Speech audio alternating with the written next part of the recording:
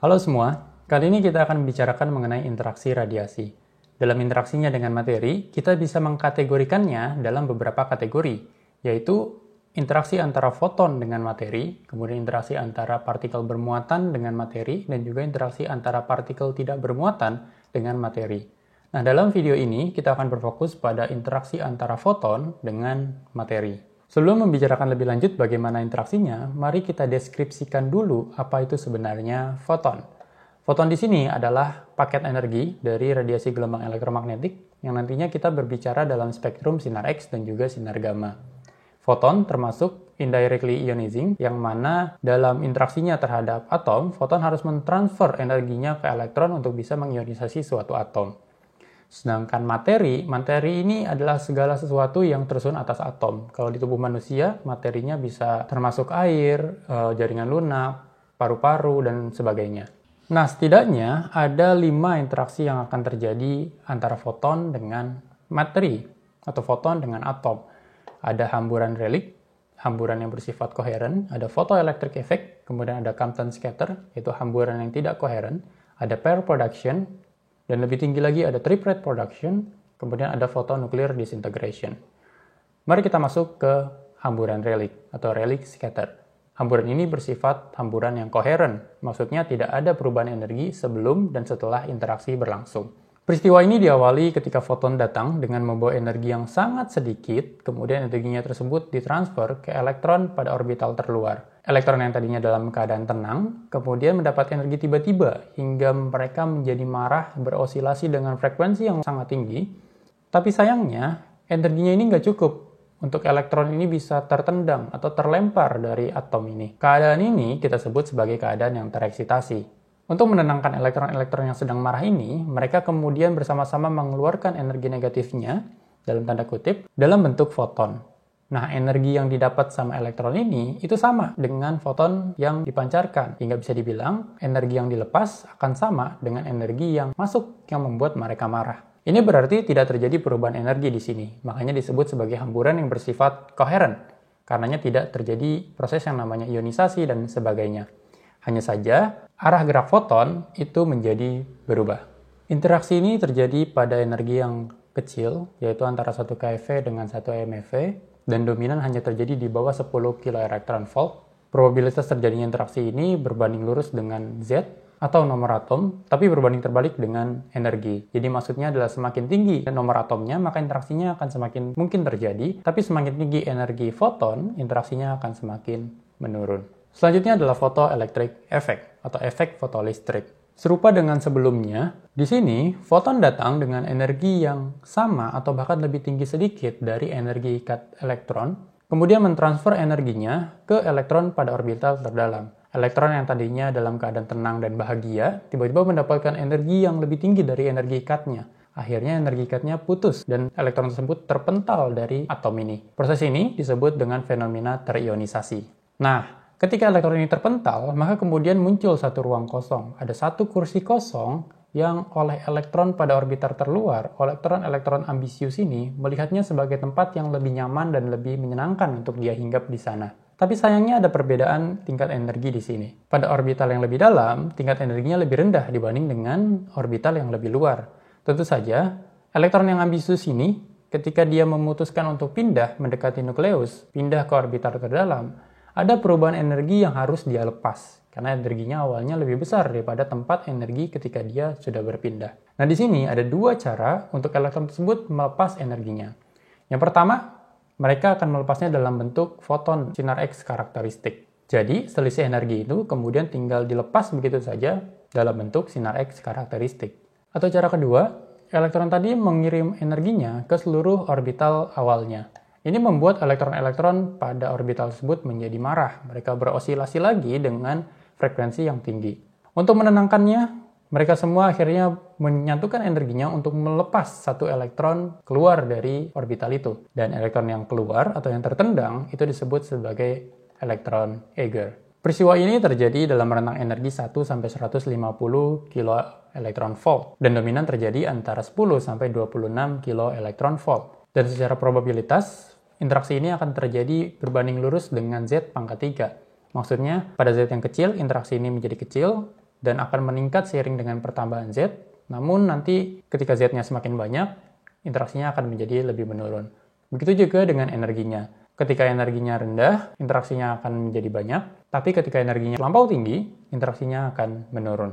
Efek fotolistrik ini menyebabkan ionisasi pada atom, yang artinya secara efektif dia akan memutus ikatan molekul yang menyebabkan berbagai macam kerusakan.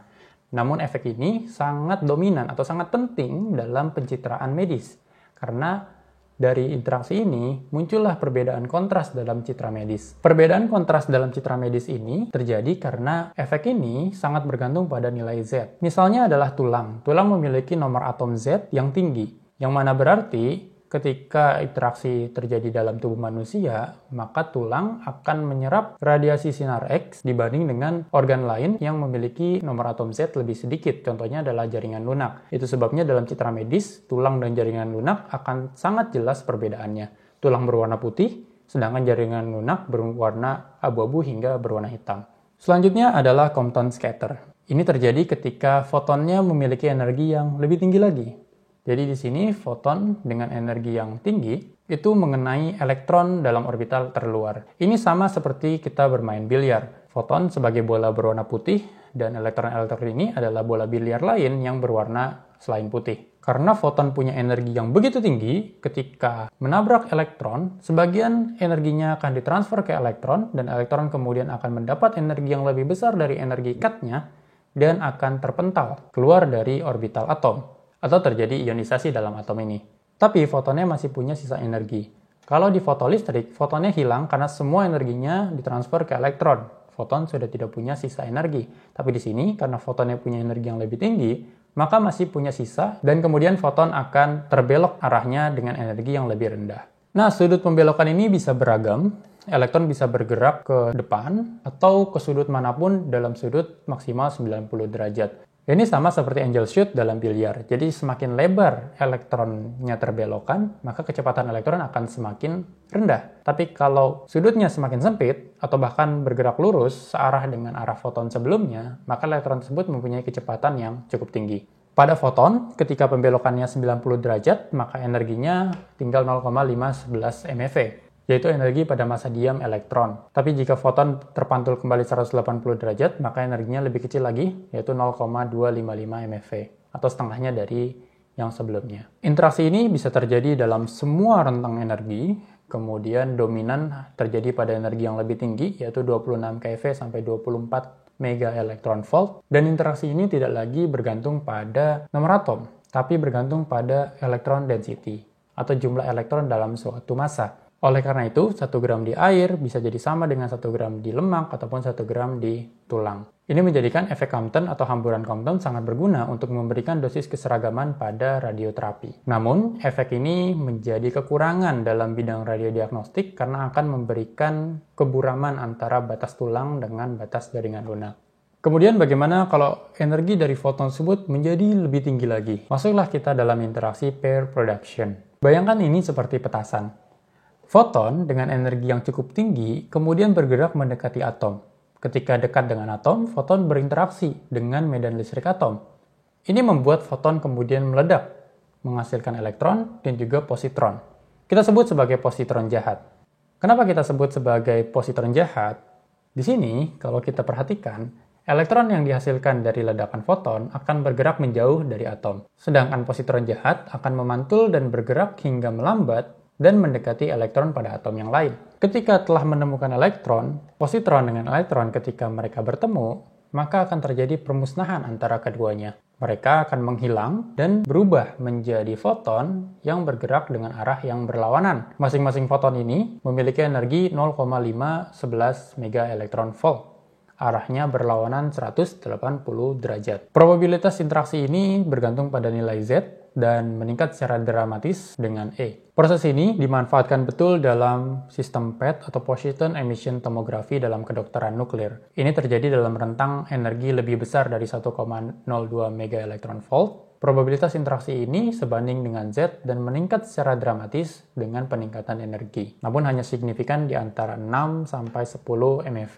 Dari peristiwa ini akan menyebabkan hamburan radiasi keluar dari medan karena terbentuknya dua foton tadi, atau disebut sebagai photon annihilation. Interaksi ini sangat tidak diinginkan dalam radioterapi ketika kita menggunakan PTV atau target volume yang kecil, yaitu ketika kita mau memfokuskan radiasi hanya pada satu titik tumor dan mengurangi radiasi hambur pada jaringan di sekitarnya. Interaksi ini menjadi tidak relevan ketika kita berbicara mengenai radiodiagnostik karena energi yang dibutuhkan sangat tinggi. Untuk triple production, prosesnya hampir mirip dengan proses ini, tapi energi fotonnya lebih tinggi lagi, sehingga foton tersebut bisa mengeluarkan elektron dulu, dan sisa dari energi fotonnya masih cukup tinggi untuk dia meledak menjadi elektron dan positron lagi. Lagi-lagi, maupun pair production ataupun triple production, itu bukan kontribusi besar dalam dosis radioterapi. Yang terakhir adalah photonuclear disintegration. Ini terjadi ketika foton datang membawa energi yang sangat besar, kemudian menghantam langsung inti atom dari sebuah atom dengan nilai Z tinggi atau nomor atom tinggi, contohnya adalah tungsten. Hantaman ini memiliki kekuatan yang sangat besar sehingga akan melempar neutron dari inti atom. Hingga akhirnya jumlah nukleon dalam inti atom tersebut akan berkurang 1. Interaksi ini terjadi dalam rentang 8-16 MeV.